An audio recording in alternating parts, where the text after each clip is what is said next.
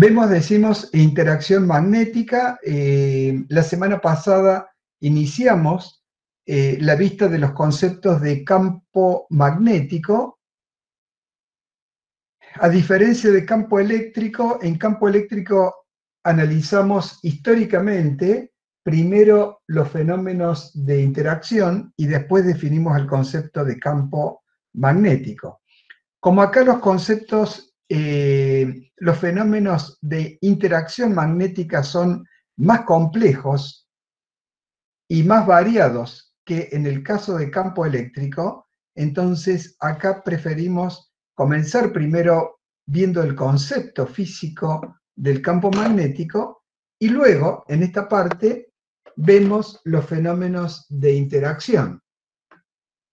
Y estos fenómenos de interacción los dividimos básicamente en dos tipos de análisis. Uno es el caso de las cargas eléctricas que se encuentran en movimiento en un espacio vacío. Hay varios ejemplos en laboratorio y tecnológico que tenemos. Y una segunda parte del movimiento de cargas en conductores, o sea, la interacción con corrientes eléctricas. Bien. Entonces, comenzamos viendo el fenómeno de interacción entre una partícula cargada que se mueve a una cierta velocidad que está en este dibujo marcada con la letra B minúscula, en verde, el vector velocidad está aquí. Esta partícula es una partícula cargada positivamente y se está moviendo en una región en donde el campo magnético es uniforme. Fíjense ustedes que las líneas de campo B expresadas en líneas azules delgadas aparecen todas horizontales y con la misma separación entre ellas. Podemos decir entonces que en todos los puntos de esta región el campo magnético tiene el mismo módulo, dirección y sentido. Entonces, en el punto por donde atraviesa esta partícula cargada, el campo está representado con este vector en azul. Al moverse, al desplazarse la partícula por esta región, hay una interacción entre la partícula y el campo, de manera tal que aparece una fuerza orientada hacia arriba. Esta es una diferencia notable respecto del campo eléctrico, en donde la fuerza tenía la misma dirección que el campo eléctrico. Aquí está perpendicular. Es más, esta fuerza es perpendicular al plano formado por los dos vectores, el vector campo y el vector velocidad. Y experimentalmente, empíricamente, nosotros podemos verificar que esta fuerza como vector quedaría representado como el producto de la carga con el vector velocidad producto cruz con el vector campo, ¿no? Acá, lamentablemente, los vectores están puestos con líneas horizontales arriba. En realidad tendrían que haber estado dibujados con flechas para no confundir con los fasores, que los fasores sí lo dibujamos con líneas en el énfasis de la letra, ¿no? Muy bien. Por la regla del producto vectorial, nosotros sabemos que el módulo del vector fuerza es igual al valor absoluto de la carga por el módulo del vector velocidad por el módulo del vector campo por el seno del ángulo comprendido entre estos dos vectores, que está en el dibujo especificado como phi, o sea, estaría por el seno de phi. Y este resultado, ¿no?, nos está diciendo que cuando los dos vectores son paralelos, ¿no?, la intensidad de la fuerza va a ser nula. ¿Por qué? Porque si son paralelos, el ángulo phi vale 0 o vale 180 grados. En los dos casos, el valor del seno es 0. Por lo tanto, la fuerza no tiene módulo, es un vector nulo. O sea, que para que tengamos una interacción entre una partícula cargada y un campo eléctrico, la partícula se debe mover en una dirección diferente a la del campo.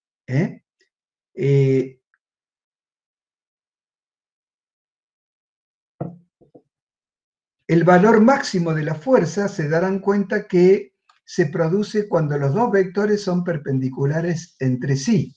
Entonces, al ser perpendiculares, el seno de 90 grados es 1 y la fuerza tiene su valor máximo, que es igual al producto de los módulos de estos dos vectores multiplicados por la carga, ¿no?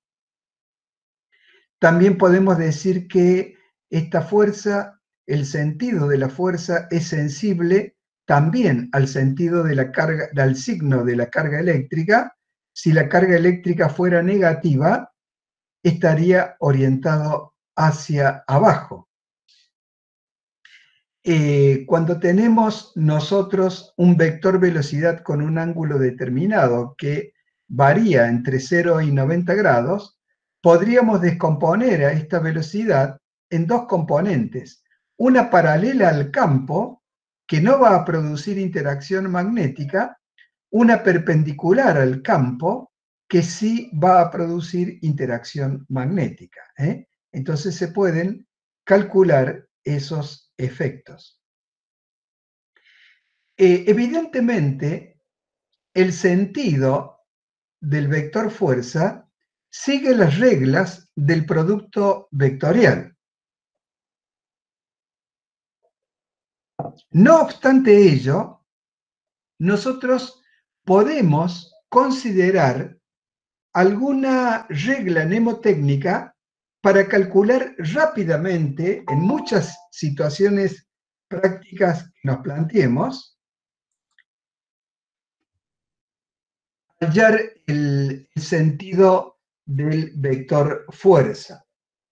En el libro, tomado como base para estas diapositivas en el CIARS, hay explicada una regla mnemotécnica. Yo acá no la voy a explicar a esa, voy a explicar otra regla que a mí, con el correr de los años, me ha parecido mucho más conveniente, ya que es bastante impermeable al paso de los años. Uno se acuerda bien de esta regla con el paso de los años. Y es la que se conoce con el nombre de regla de la mano derecha. Perdón, regla de la palma de la mano derecha. ¿En qué consiste? Bueno, nosotros acá tenemos que el campo está orientado en este sentido. Y la carga está cruzada, yo le cruzo un poco el dedo para orientarla en el sentido que está en el dibujo. Entonces, yo con la palma de la mano derecha voy a intersectar la carga. Y cuando le intersecto, coloco los 4 dedos en el sentido del campo B. El pulgar me va a dar el sentido de la fuerza cuando la carga es positiva. Acá la carga es positiva, coincide con el sentido del pulgar. Entonces, no sé si ustedes lo pueden ver, ahí estaría planteado esta regla. Es una regla muy práctica, regla de la palma de la mano derecha. Si la carga en lugar de ser positiva es negativa, invertimos el sentido del pulgar, o sea, apuntaría hacia abajo. Bueno, entonces tenemos definido a la interacción como resultado de un producto vectorial. Bueno, aquí está la regla que dice, que habla en el Sears. Pasamos. Yo preferiría que ustedes aprendan la que les acabo de decir. Si no les queda claro y les parece más claro la del libro, bueno, eso es decisión personal, ¿no es cierto? Bueno, aquí en este dibujo, en el dibujo superior, tenemos los dos casos en que la carga se mueve paralelo al campo, que no hay interacción, que lo habíamos dicho, y el dibujo de abajo, cuando se mueve perpendicular al campo, que la fuerza es máxima. En la siguiente imagen tenemos explicitado lo que también dijimos, que la fuerza es sensible al signo de la carga. Vimos qué pasa cuando la carga es positiva, está orientada para arriba, y cuando es negativa, está orientada para abajo. Bien. Acá hacemos un rápido repaso de lo que hablamos en el capítulo anterior, de líneas de campo magnético. En el dibujo de la izquierda tenemos acá un circuito magnético establecido por un material ferromagnético que tiene un pequeño entrehierro en donde las líneas de campo pasan por el vacío o por el aire, el efecto es, digamos, similar, y se ve que las líneas de campo son paralelas, salvo una pequeña distorsión en la superficie, en los bordes de este entrehierro, de manera tal que el campo no cae abruptamente a cero, sino que la intensidad de campo va cayendo paulatinamente a cero. Vemos que las líneas son todas líneas cerradas, a diferencia del campo eléctrico, que son líneas que nacen en cargas positivas y terminan en cargas negativas. Y acá tenemos en la expresión del efecto Oersted cómo las líneas de campo son líneas cerradas. En esta parte de la izquierda se las ve en perspectiva y acá se las ve en un corte en el plano, que son salientes por arriba y entrantes por abajo, siempre respetando la regla de la mano derecha que habíamos explicado en la clase anterior. En el dibujo inferior también tenemos una serie de líneas que manifiestan el hecho de que las líneas de campo son líneas cerradas.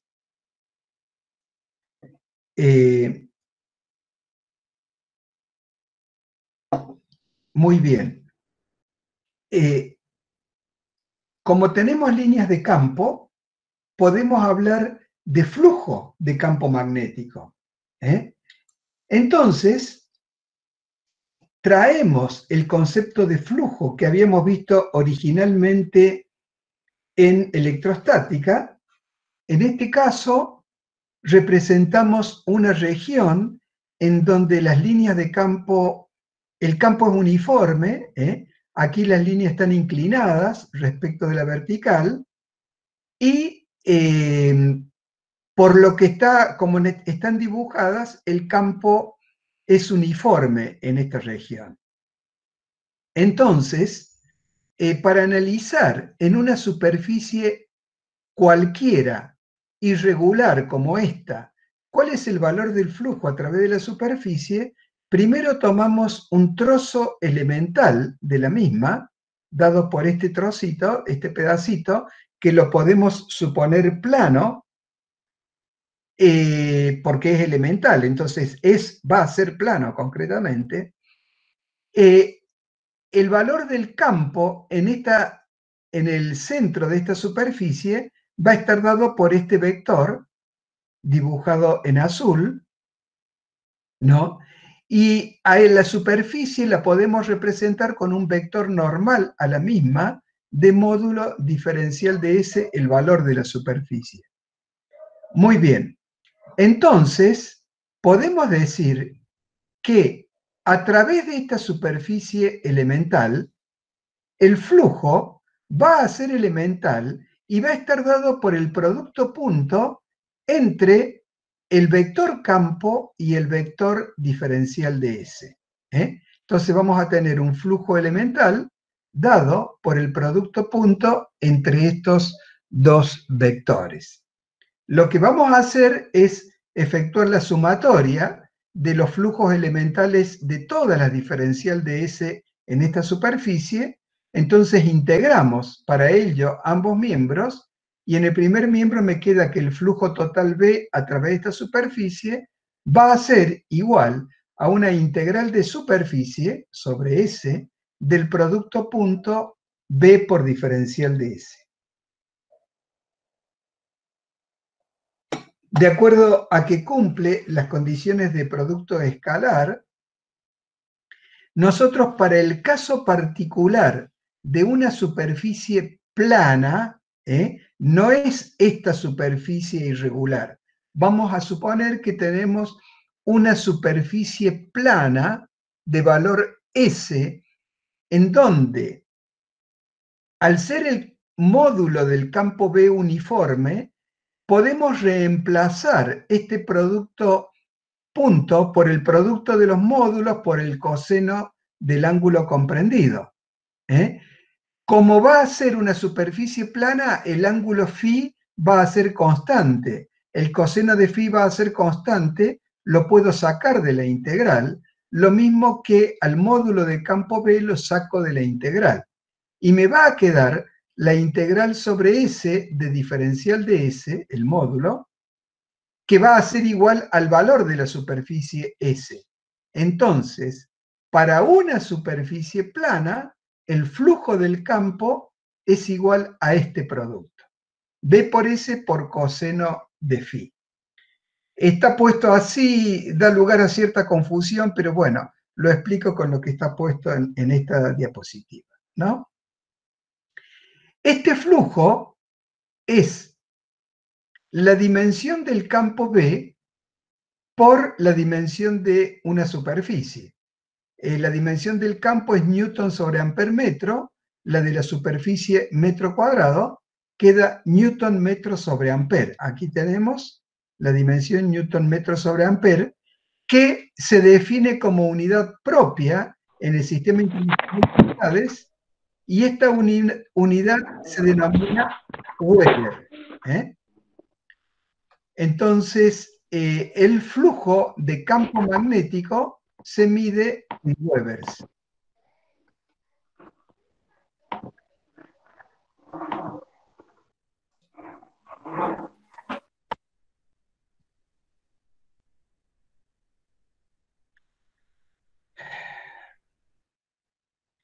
Evidentemente, si nosotros calculamos flujo, no hay mucho camino hasta decir, bueno, ¿qué pasa? ¿Es aplicable acá la integral de Gauss, en donde medíamos el flujo a través de una superficie cerrada?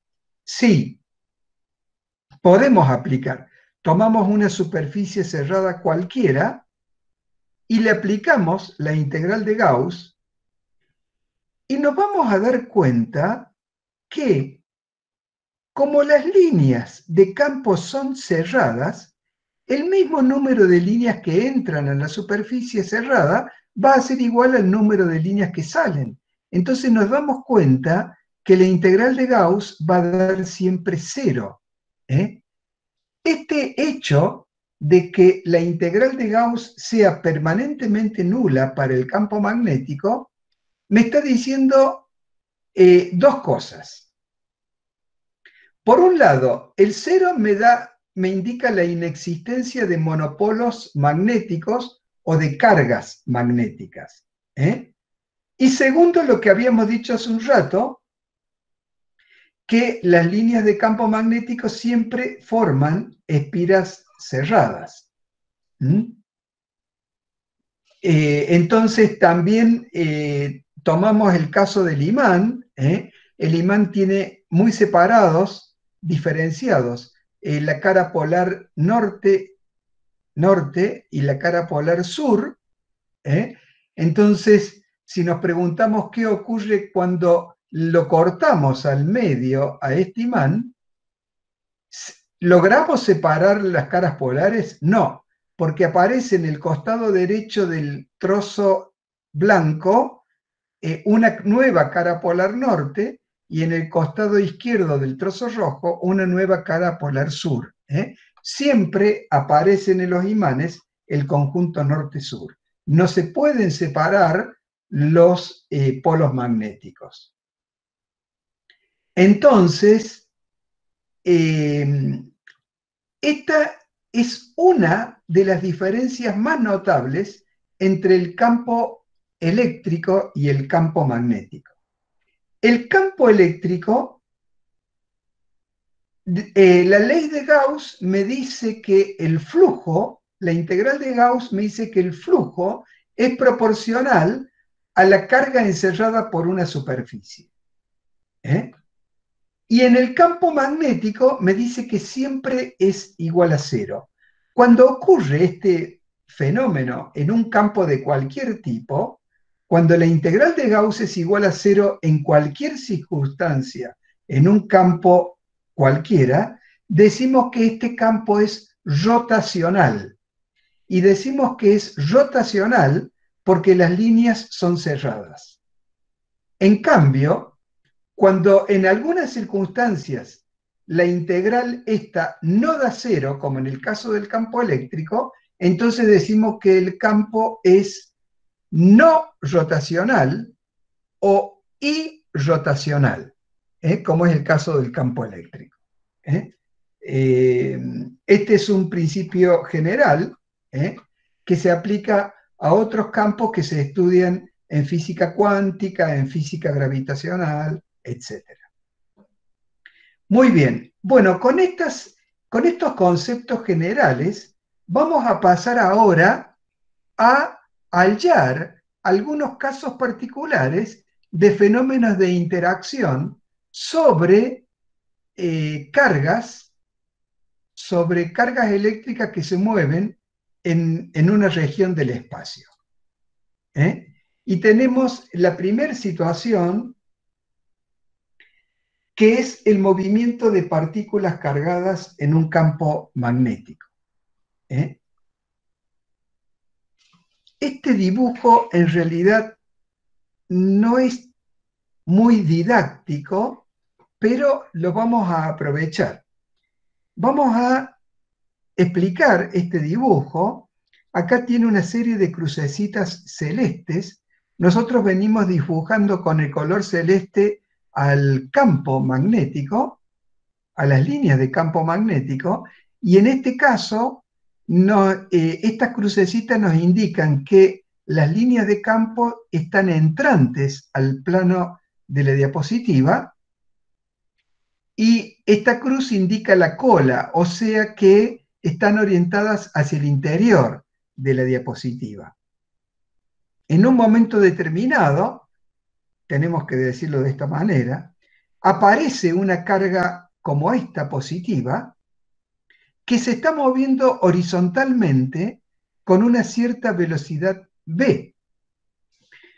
Por supuesto, va a aparecer un fenómeno de interacción entre la carga y el campo, con lo que va a aparecer una fuerza. ¿Cómo es la dirección de esta fuerza? Veamos. Fíjense que el campo es paralelo a lo que sería el eje Z del dibujo. El eje Z y la velocidad que está sobre el eje X me definen el plano XZ. La perpendicular al plano XZ es el eje Y. Entonces la fuerza va a estar sobre el eje Y. Y de esta manera, efectuando este producto vectorial entre los vectores y multiplicado por la carga, me va a aparecer esta fuerza F. Fíjense que si yo coloco la palma de la mano para interceptar la carga y en los 4 dedos en el sentido del campo, me va a aparecer esta fuerza orientada hacia arriba. Cuando transcurre un tiempo infinitesimal diferencial de t, veamos qué ocurre. Esta fuerza es normal a la trayectoria. Sabemos que fuerza es igual a masa por aceleración. Al cabo de un cierto tiempo diferencial de t, esta aceleración se traduce en una componente de velocidad en el sentido de la fuerza. O sea, aparecería una diferencial de b que se suma, perpendicular a b, que se suma a la componente de b, produciendo un cambio en la dirección de la velocidad. Si esta componente diferencial de b es muy pequeña, como lo es por definición, este cambio de dirección se produce solamente en la dirección y no en el módulo del vector velocidad.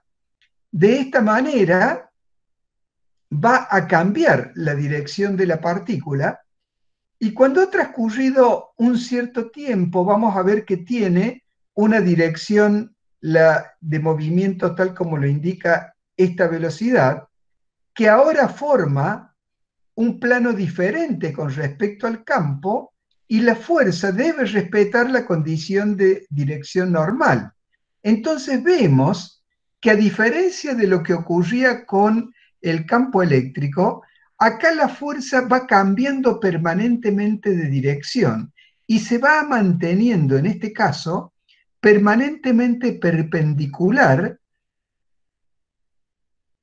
a la dirección de las líneas de campo. Entonces, si se mantiene permanentemente perpendicular a las líneas de campo y la fuerza es permanentemente perpendicular a la velocidad, tenemos que este movimiento es un movimiento circular y la fuerza la podemos asociar a una fuerza centrípeta. Entonces, esta partícula se encuentra girando indefinidamente recorriendo este camino que está marcado acá en el dibujo. Bien, si han entendido hasta acá, entonces yo les puedo preguntar, bueno, ¿cómo hizo esta carga para llegar acá sin modificar su trayectoria? No hay forma de explicarlo. Por eso digo que este dibujo es poco didáctico, porque cómo ingresa la partícula a este punto no está explicado acá en el dibujo. Suponemos que ya la encontramos en este punto, con esta velocidad, y a partir de ahí hacemos el análisis. Muy bien, entonces, reemplazando en esta primera expresión los módulos por el seno del ángulo comprendido, como el ángulo es 90 grados, el seno va a ser 1, dejamos solamente el valor absoluto de la carga y el producto de los módulos. O sea, la fuerza, el módulo fuerza va a ser igual a esto. Como esta fuerza la asociamos con una fuerza centrípeta, la fuerza centrípeta es masa por aceleración centrípeta. O sea, masa por velocidad al cuadrado sobre R. Entonces, con el segundo y el tercer miembro de esta expresión, despejamos y calculamos el valor del radio de la trayectoria. Tenemos que el radio de la trayectoria es igual a la masa por la velocidad dividido el valor absoluto de la carga por el campo. Entonces podemos ver acá que a mayor masa, mayor radio, a mayor velocidad, mayor radio, y si aumenta la carga o el campo, el radio disminuye.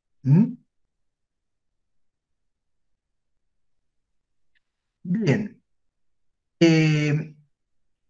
Tomando la velocidad como velocidad tangencial, si a la velocidad tangencial la dividimos por el radio de la trayectoria, podemos calcular la velocidad angular. Entonces,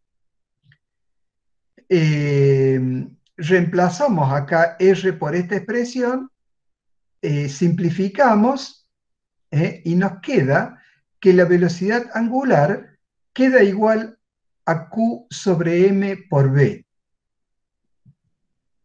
Digo Q sobre M porque en general en las partículas subatómicas cargadas se toma siempre la relación carga-masa de la partícula. Entonces vemos que la velocidad angular es proporcional a la relación carga-masa de la partícula y es proporcional al campo magnético B.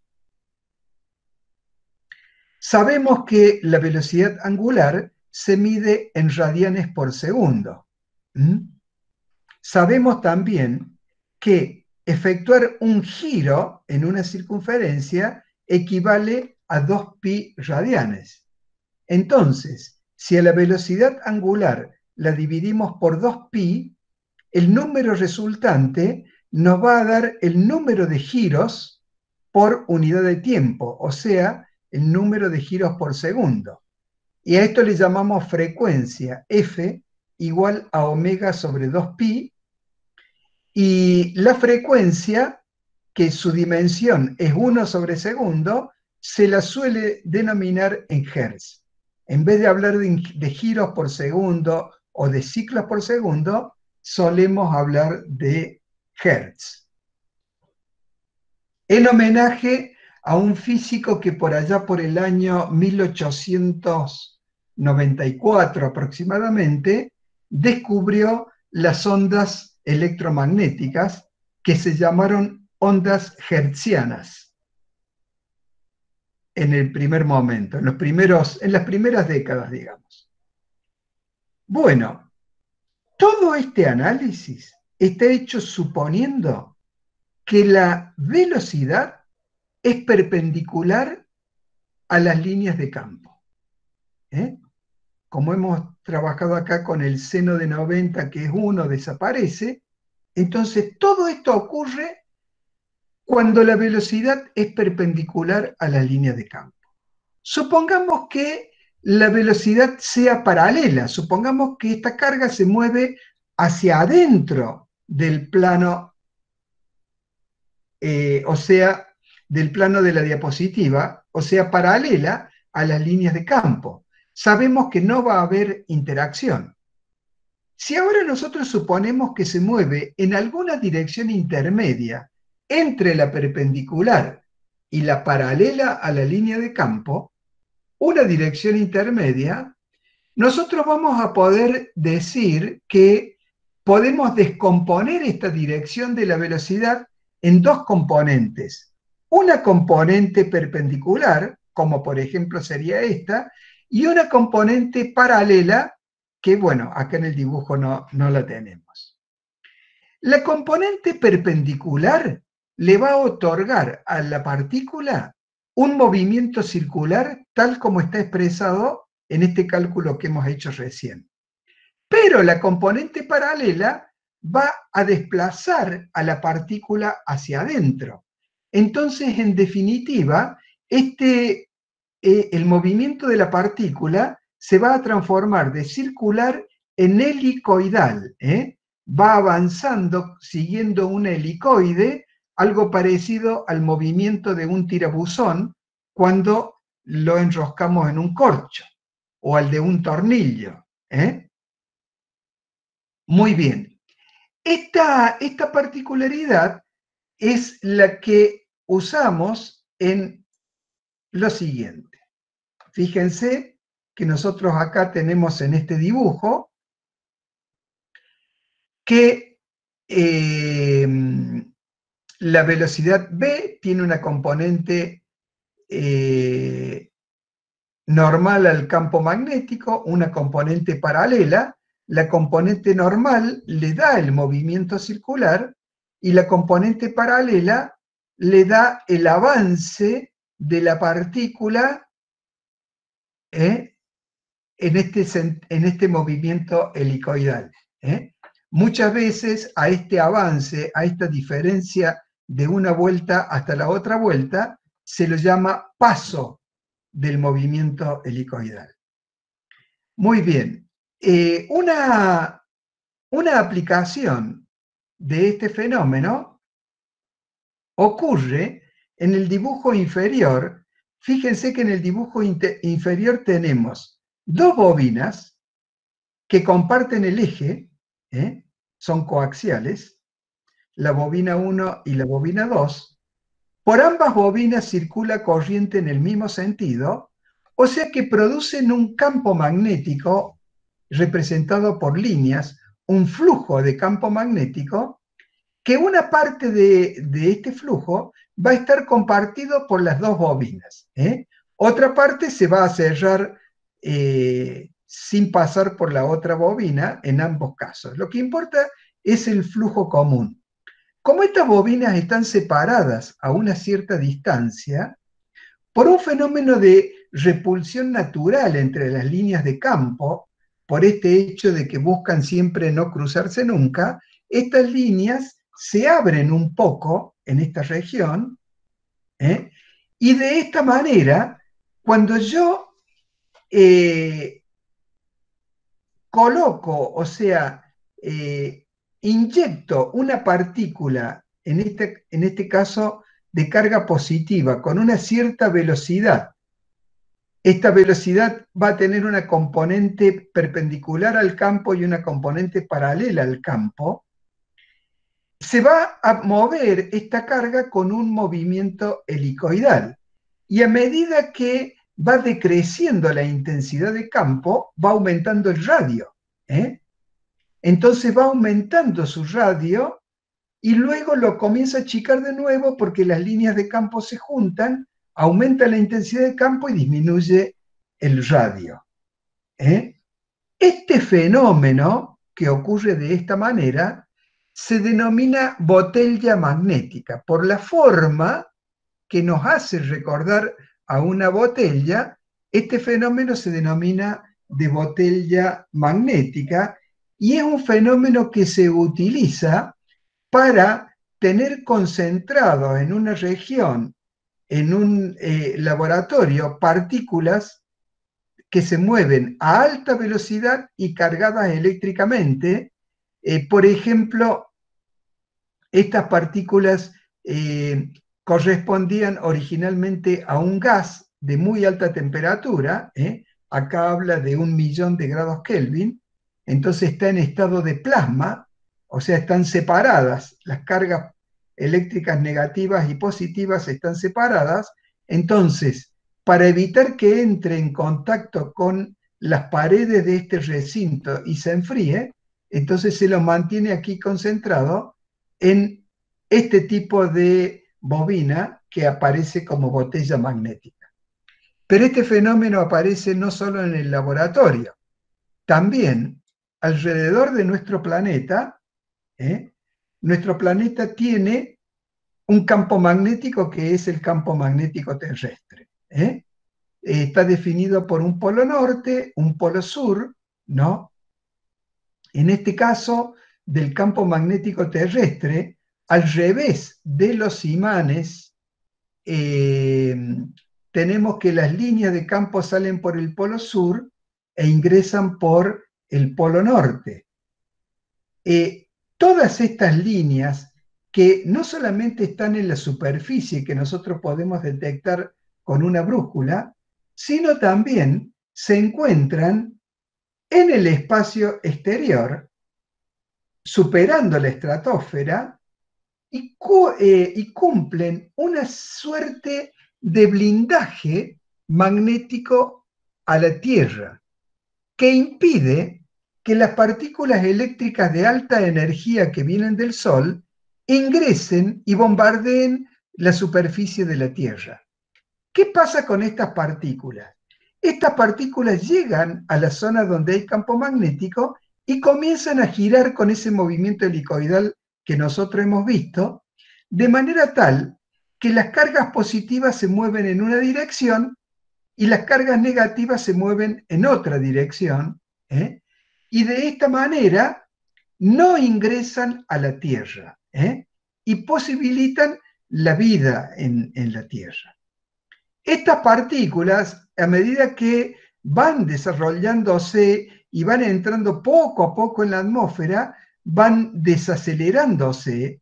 Entonces, cuando llegan ya a las capas menos sutiles de la atmósfera, chocan contra moléculas de la misma, excitándolas y produciéndose estos fenómenos que se conocen con el nombre de aurora boreal en el polo norte y aurora austral en el polo sur.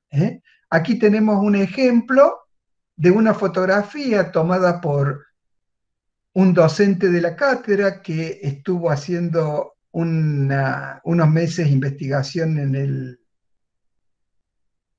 en la Antártida.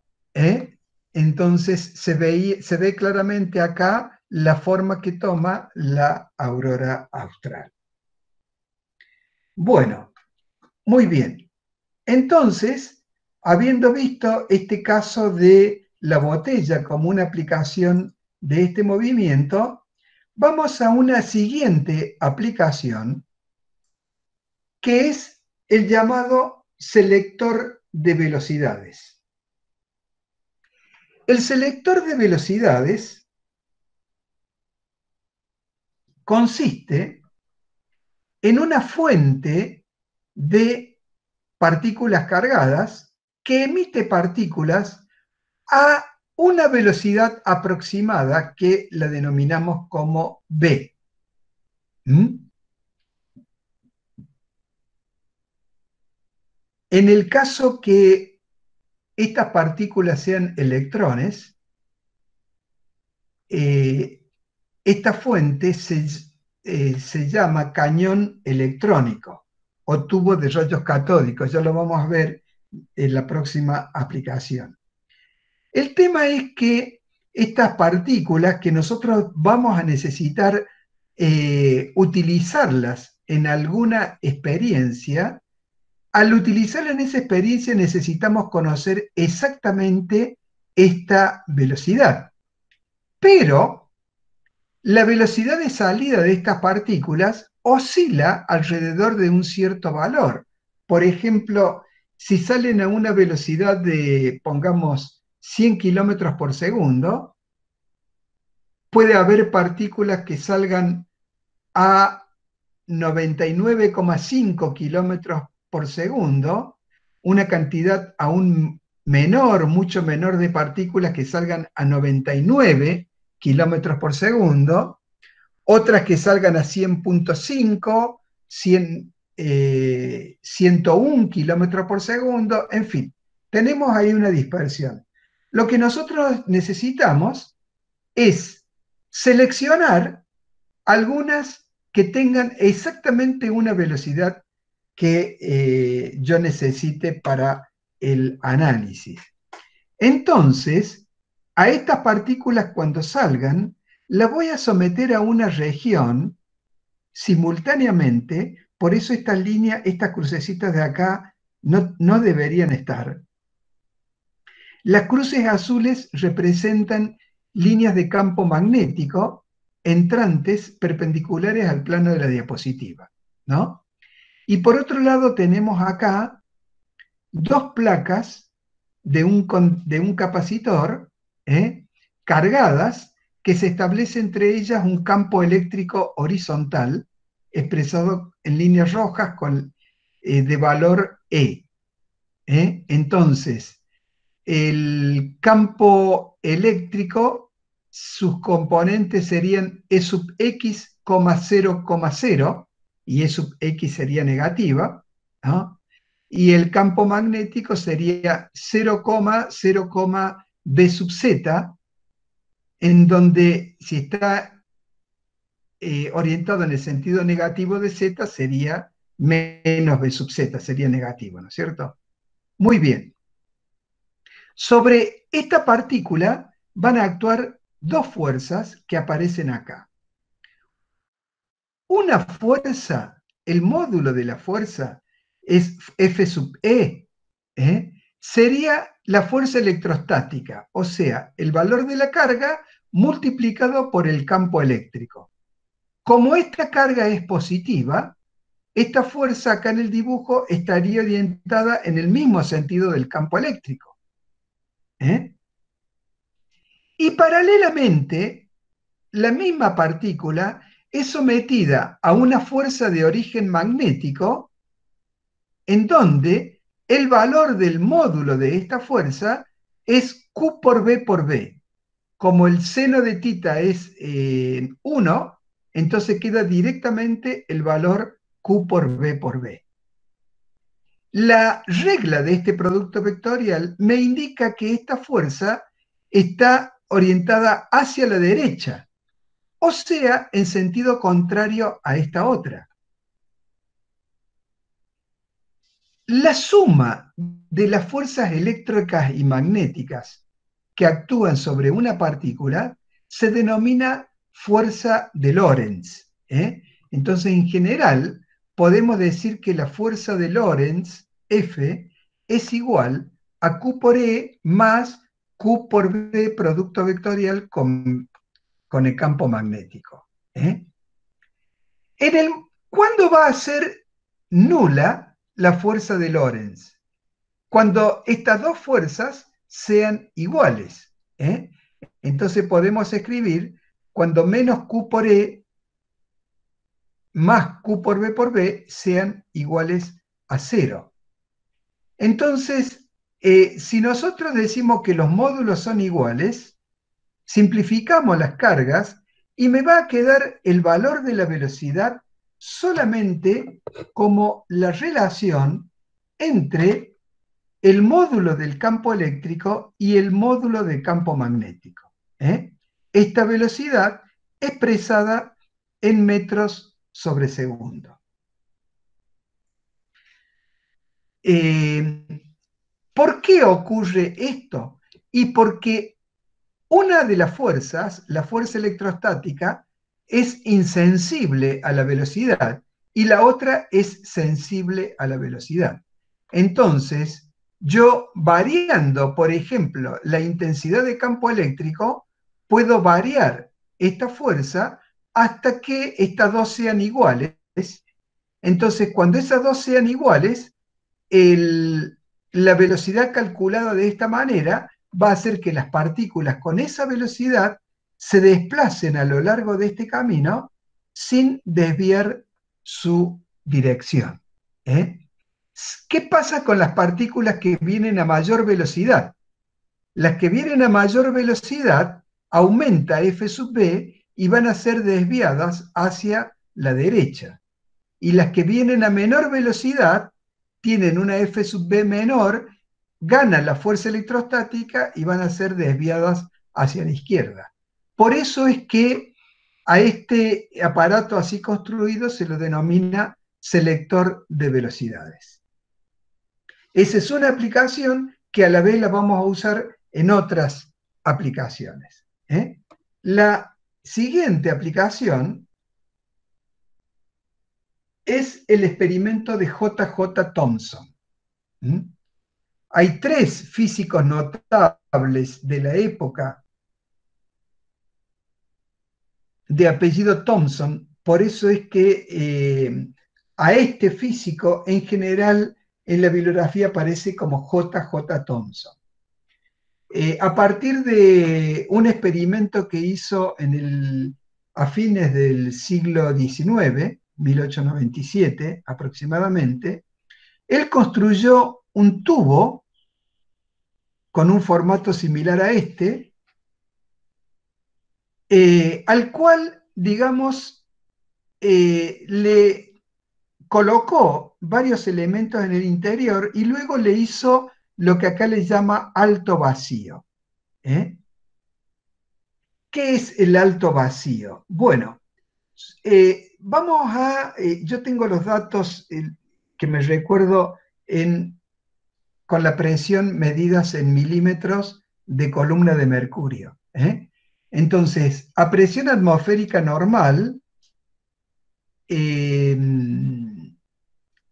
la altura de la columna de mercurio son 760 milímetros. Esa es la presión atmosférica normal. Cuando hacemos en un recinto el vacío, ¿no? El vacío se encuentra aproximadamente a presiones del orden de 1 a 10 milímetros de columna de mercurio. El alto vacío tenemos presiones por debajo del milímetro de columna de mercurio. Por ejemplo, acá sería 0,1 a 0,3 milímetros de la columna de mercurio.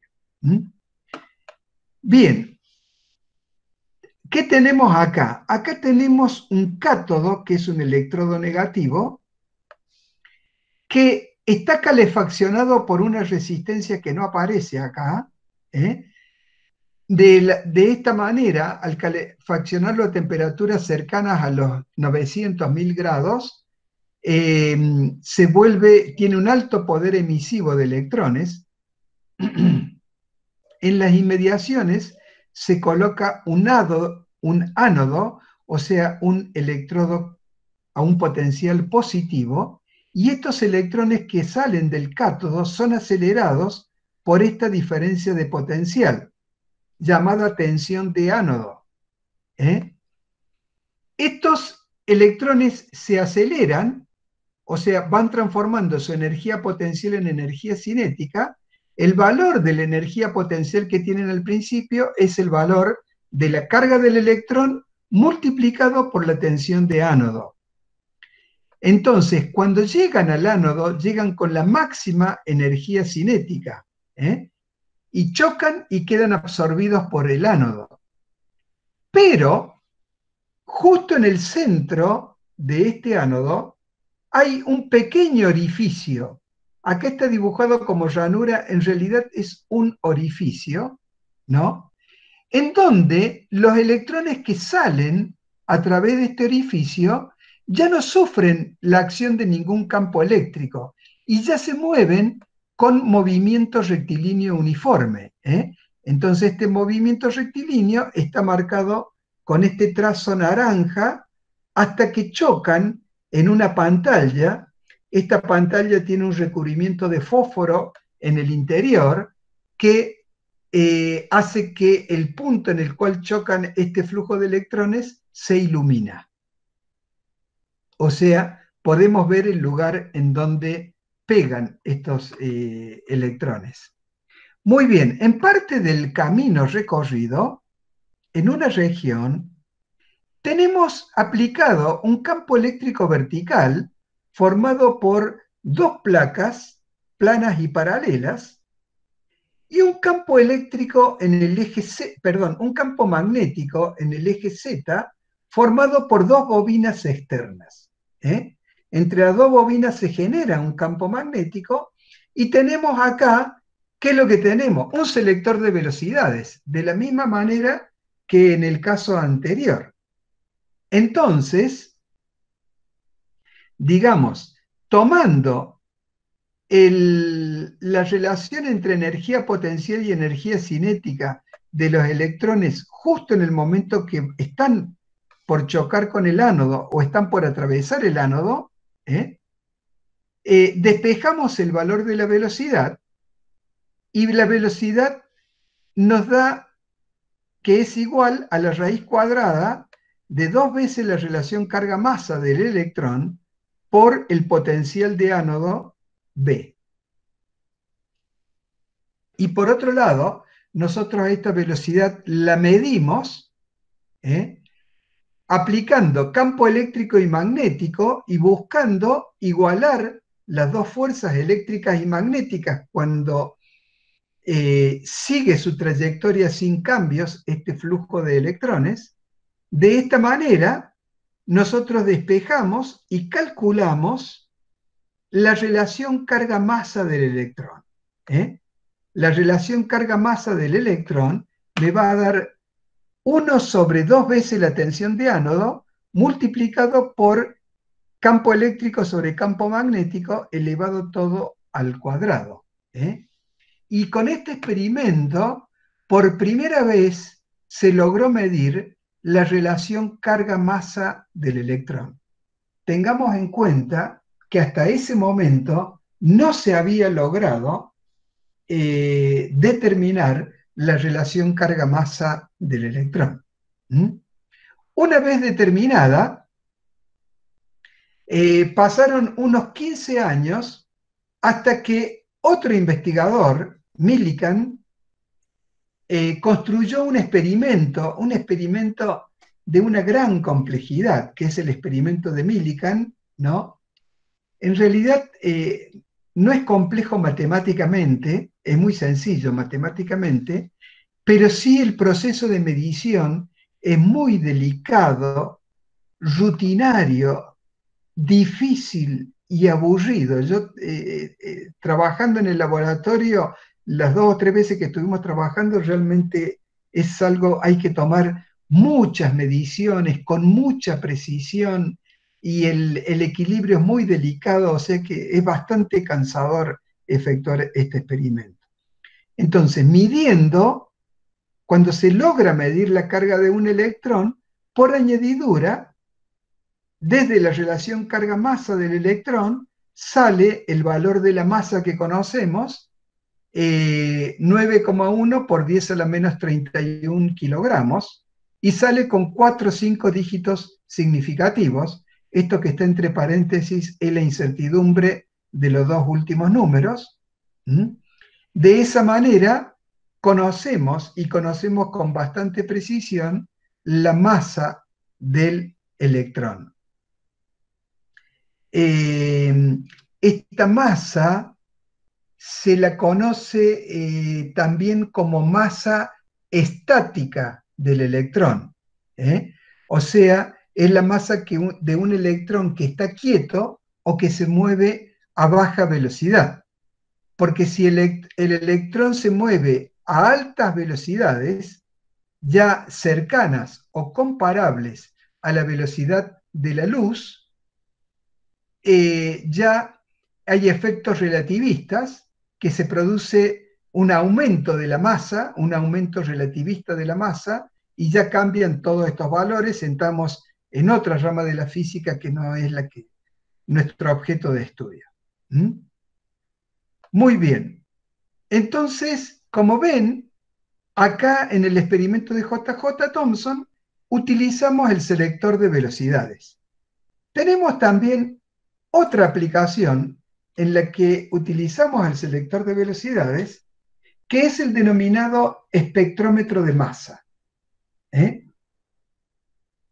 Desarrollado en la primera parte del siglo XX, o sea que, digamos, fue la época más rica de avance entre 1860 y 1930, fue la época más rica de avance de la física del electromagnetismo, ¿no? Muy bien. ¿En qué consiste este fenómeno, este experimento, esta aplicación? Nosotros necesitamos separar materia con diferente masa. Particularmente, ¿no? La misma sustancia. Nosotros tenemos, por ejemplo, un elemento, el oxígeno, ¿no? O el carbono. Hablemos del carbono. El carbono, como todos los elementos de la naturaleza, tiene diferentes isótopos. La diferencia que hay entre los diferentes isótopos de los átomos en general es el número de neutrones que tiene en su núcleo. Por ejemplo, el hidrógeno, nosotros sabemos que está formado por un solo protón en el núcleo con un electrón que gira a su alrededor. Pero hay un isótopo del hidrógeno que está constituido en su núcleo por un protón y un neutrón. Este isótopo se llama deuterio.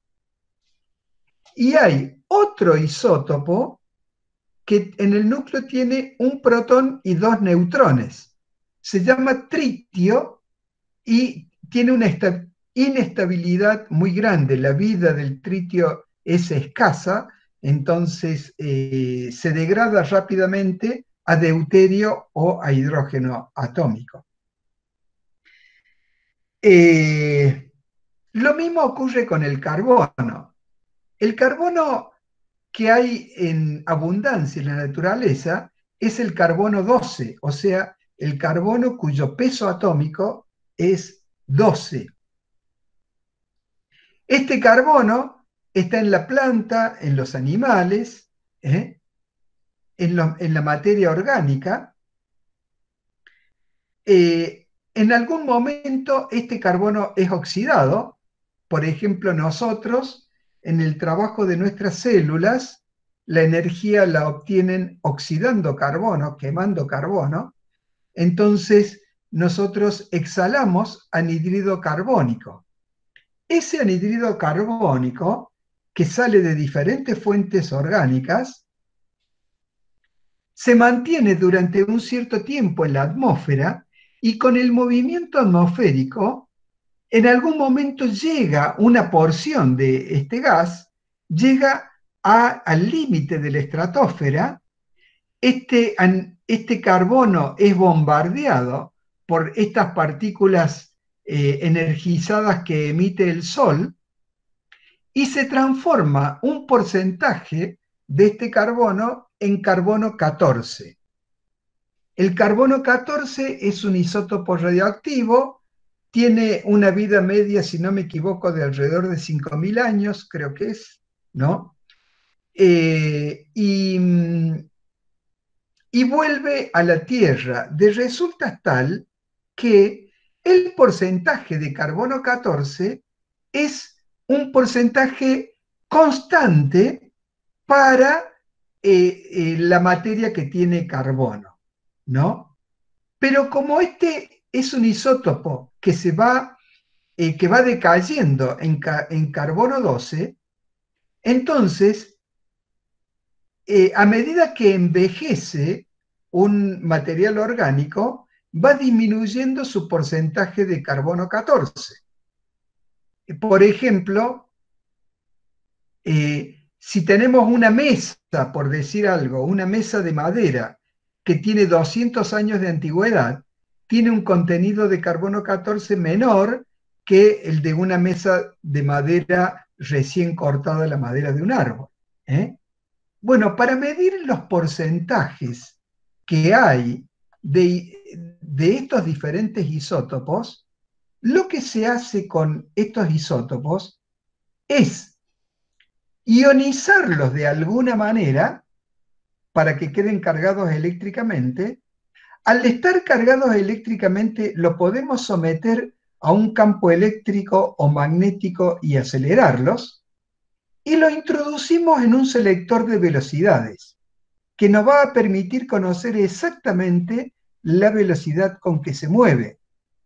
A la salida de este selector de velocidades, a través de un pequeño orificio, ¿no?, van a salir los que tengan exactamente esa velocidad, y en esta región van a estar sometidos solamente a un campo magnético, no a un campo cruzado como había acá. Entonces, cada uno de los diferentes isótopos va a tener un radio particular que va a ser proporcional a la masa de este isótopo. Y de esta manera nosotros separamos los isótopos. Y viendo las cantidades acumuladas acá, o como velan una película fotográfica o un detector de partículas, podemos hallar los porcentajes de los diferentes isótopos que tiene este tipo de material. También este sistema de espectrómetro de masas se utiliza para enriquecer el uranio. El uranio eh, el uranio tiene varios isótopos, pero tiene dos isótopos que son el isótopo más abundante en la naturaleza es el uranio 288, eh, que es completamente neutro, es un isótopo estable. En cambio, el uranio 285 es radioactivo y es el que se utiliza para las centrales nucleares y para las armas nucleares, ¿no? Entonces, para poder aprovecharlo, como el contenido de uranio 235, perdón, y 238, no es 288, como el contenido de uranio 235 que hay en la naturaleza es muy bajo, está en el orden del 0,1 al 0,3%, lo que se hace con este uranio se forma una sal, hexafluoruro de uranio, se la vaporiza, se la ioniza, se la acelera, entonces de esta manera se consiguen no específicamente separar. Imagínense que la diferencia entre carbono 2 y carbono 14 es muy grande comparada con la diferencia entre uranio 235 y uranio 238. ¿Eh? Entonces, el uranio 235, que va a seguir un radio menor, queda esta zona también contaminada por uranio 238. Entonces, lo único que puede hacer este aparato es enriquecerlo. Entonces, si teníamos, por ejemplo, 0,2% de uranio 235 acá, en esta región ya podemos tener un 0,4, 0,6, entonces con diferentes pasos de enriquecimiento llegamos al 2% necesario para las centrales nucleares o al 20% necesario para las armas nucleares. ¿Mm? Muy bien, entonces esta tercera aplicación, espectrómetros de masa. Ahora vamos a pasar a las siguientes aplicaciones. La siguiente aplicación es el efecto Hall. Y acá ya trabajamos con corriente eléctrica. ¿En qué consiste el efecto Hall? Que fue un efecto descubierto por este físico, lo estaba buscando al efecto, físico llamado Hall, año 1879, que consiste básicamente en lo siguiente. Se toma una delgada banda, por ejemplo, de cobre, una cinta de cobre, podemos decir, porque el espesor es mucho menor que el ancho de la cinta de cobre. Se hace pasar por esta cinta una corriente eléctrica hacia la derecha. Acá está especificada con un vector, que es el vector densidad de corriente. Sabemos que en un conductor el movimiento es de electrones, por eso tenemos acá electrones que se mueven en sentido contrario a la densidad de corriente. Nosotros vamos a aplicar sobre la cara de la cinta, en forma perpendicular a la cinta, un campo magnético en el eje Y. De esta manera, si la cinta está orientada en el eje X y ubicada en el plano XZ, el campo este que aparece en el eje Y, el campo magnético, va a producir sobre las cargas que se mueven una fuerza que ustedes pueden verificar que está orientada hacia arriba. Esta fuerza sabemos que es igual a Q por la velocidad producto cruz con el campo magnético, ¿no? La diferencia que tenemos con las aplicaciones vistas anteriormente es que la velocidad es mucho menor. Acá estamos hablando de velocidades elevadas, kilómetros por segundo. Acá estamos hablando de velocidades que están en el orden de los milímetros por segundo, ¿eh? Entonces, estamos en 6 órdenes de magnitud más pequeñas. Pero acá tenemos muchas más cargas eléctricas que en este caso que tenemos unas pocas cargas eléctricas. Entonces, una situación se ve un poco compensada con la otra.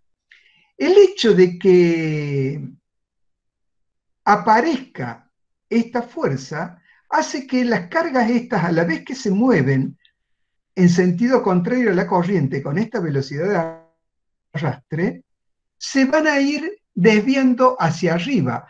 Va a haber en el borde superior de la cinta una acumulación de cargas eléctricas negativas, dejando liberadas cargas eléctricas positivas en la parte inferior de la cinta y apareciendo entre las dos cargas separadas un campo eléctrico, que acá está llamado E sub E,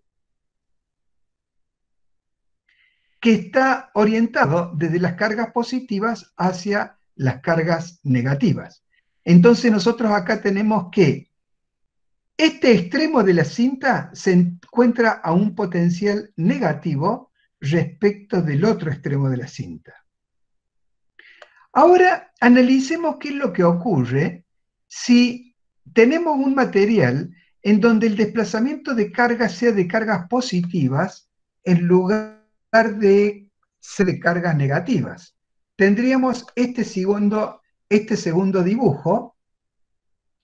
En este segundo dibujo tenemos que, como son cargas positivas, se va a mover en el mismo sentido de la densidad de corriente, cambia el sentido de la velocidad de arrastre. Fíjense que cambia el signo de la carga y el sentido de la velocidad de arrastre. Entonces, la fuerza que aparece sobre estas cargas, que es igual a Q por la velocidad producto cruz con el campo, respecto de esta cambia de signo 2 veces.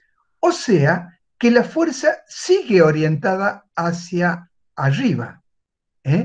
Entonces, de esta manera, en la parte superior de la cinta se va a producir una acumulación de cargas positivas, quedando las cargas negativas en el extremo opuesto de la cinta. Fíjense que si yo mido con un voltímetro la diferencia de potencial entre estos dos bornes, si me da a este borde como positivo, es porque el movimiento es de cargas positivas. En cambio, si me da negativo, el movimiento es debido a cargas negativas. O sea, que el efecto Hall sirve para determinar qué portadores se mueven cuando hay corriente en una sustancia determinada. Pero esa no es la única aplicación del efecto Hall, sino que la linealidad de estos fenómenos, además, nosotros acá vamos a conocer perfectamente el ancho de la cinta, y sabemos nosotros que la diferencia de potencial entre los extremos, o la FEM, sería el valor de este campo eléctrico multiplicado por el ancho de la cinta. Entonces podemos tener nosotros una idea de este valor de campo eléctrico. Entonces, de la expresión, nosotros podemos el valor del campo magnético de esa forma. Un sistema de medición con efecto el campo magnético en diferentes regiones donde deseemos medirlo. Esto se consigue comercialmente, se llaman sensores de efecto Hall, ¿no? Y en los celulares, en la telefonía celular de buena calidad, suelen traer estos sensores con los cuales puede medir el campo magnético terrestre y algunas otras cosas con diferentes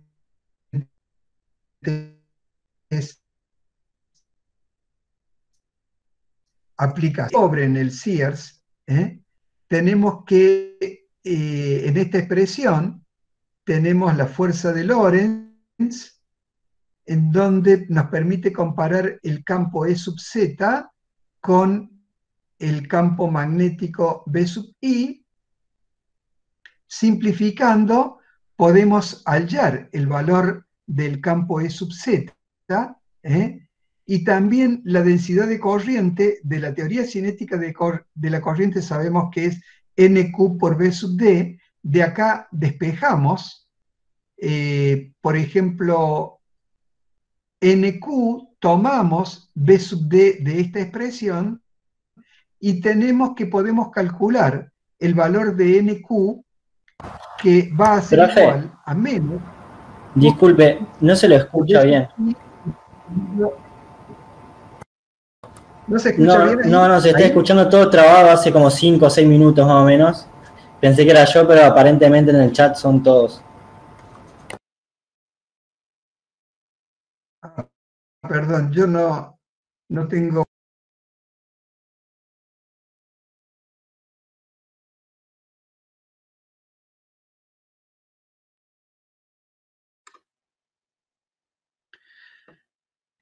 A ver ahí si mejoró un poco la escucha. ¿Mejoró o se sigue escuchando mal? Sí, profe, se escucha bien. Bueno, perfecto. Tenemos este punto y termina acá nomás. Entonces, bueno, de esta manera nosotros calculamos Profe, se sigue NQ. escuchando mal. ¿Qué es Q? N es el número de electrones. Bueno, ya terminamos el tema. N es el número de portadores de carga por unidad de volumen del material. Q es la carga de cada portador de carga. O sea que este producto es la carga total por unidad de volumen del material. Y eso es lo que calculamos con esta expresión. Bueno, terminando efecto Hall, vamos a